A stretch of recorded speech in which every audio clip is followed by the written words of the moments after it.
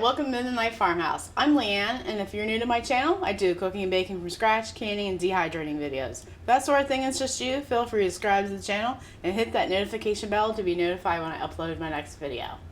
And in this video, I'm going to show you 3 easy and filling recipes to use chili as an ingredient.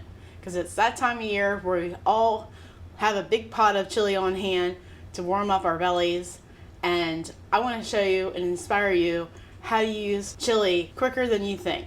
Because sometimes we just get bored with that chili on a baked potato or in rice bowls or in burritos with scrambled eggs in the morning. So come along and we'll get started.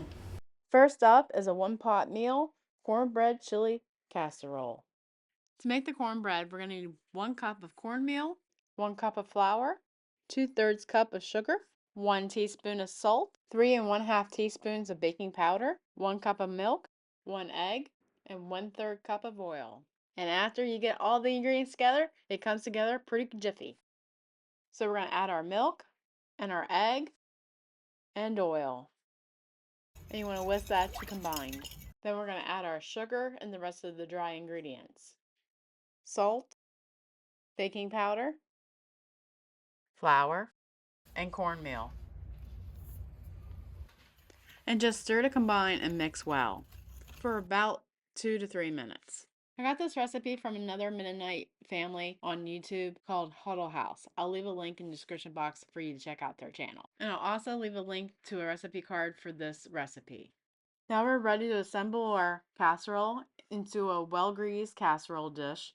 I am ladling in my chili.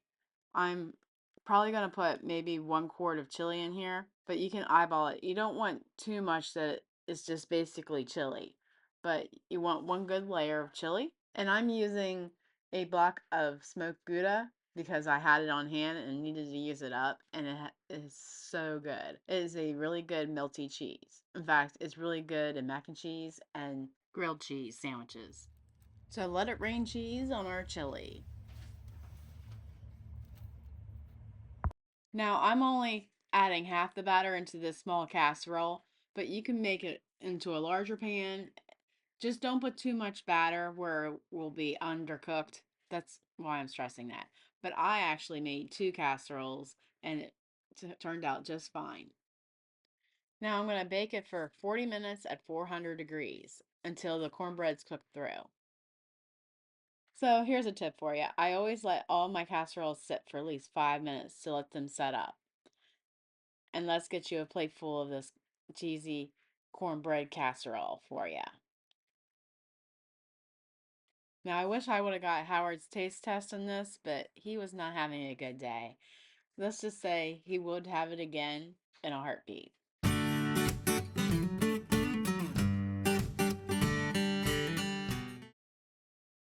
Next up is chili taco salad, and it's my favorite. First, we're going to use romaine lettuce that I've chopped and washed and dried in a salad spinner. Then we're going to use white corn chips because that's the only chips that my husband will allow me to buy. He claims anything else would give him indigestion. Now I'm going to add some reheated chili from the stove on top of the salad. Then we're going to add some corned bean salsa and grated cheddar cheese and then some ranch. Gotta have the ranch on this salad. Oh my, this salad is so good. Let's hurry up and get a fork and just dig in. This salad is a quick and easy salad to put together. Where are my manners? Did you want a bite? Here you go. Now for Howard's favorite, chili mac and cheese.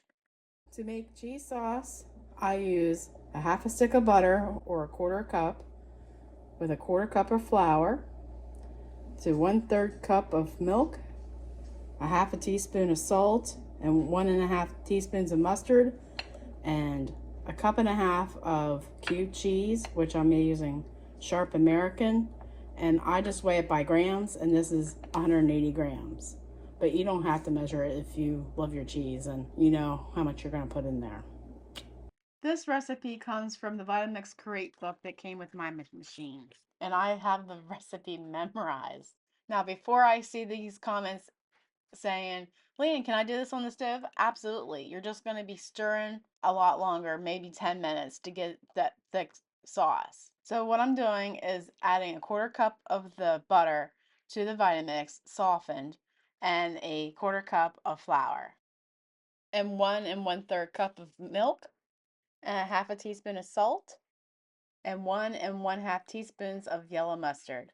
The mustard is the thickening agent, it's emulsification. It just brings all the ingredients together. Then it's time to put the lid on and put it on the Vitamix. Select variable 1, then start the machine and slowly increase to variable 8. Blend for 4 minutes or until steam escapes from the vent lid. As the mixture thickens, it will not splash so much. Reduce the variable speed to 1, remove the plug, and add the cheese through the lid opening, and blend for 30 seconds.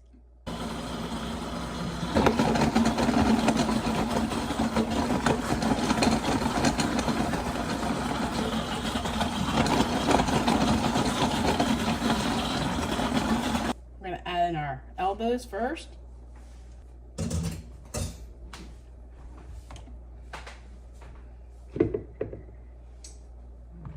And our sauce.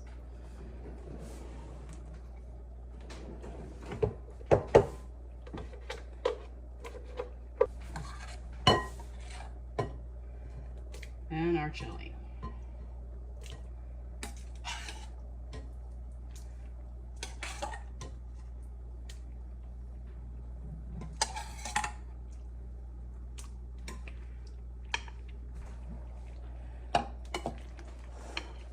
And stir to combine.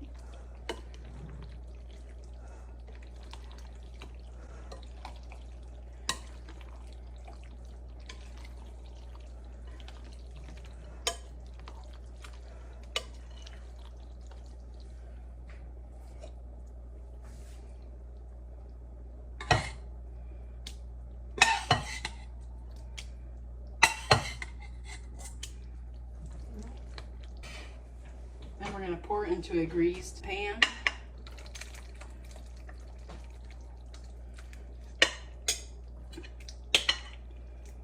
Then you want to even it out some. Then what do you add to the top of mac and cheese? Well, more cheese, of course.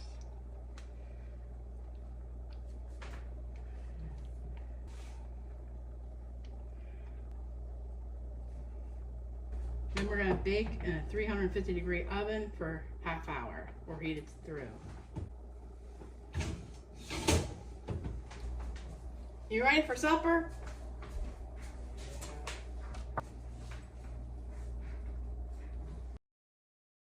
This is better than it looks. Let me tell you, it was so good. I can still remember what it tastes like, even though I made it months ago and just now showing you this lovely recipe.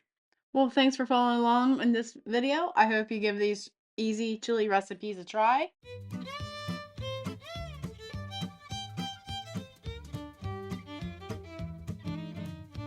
Remember, God gave you a great day. Now go do something great.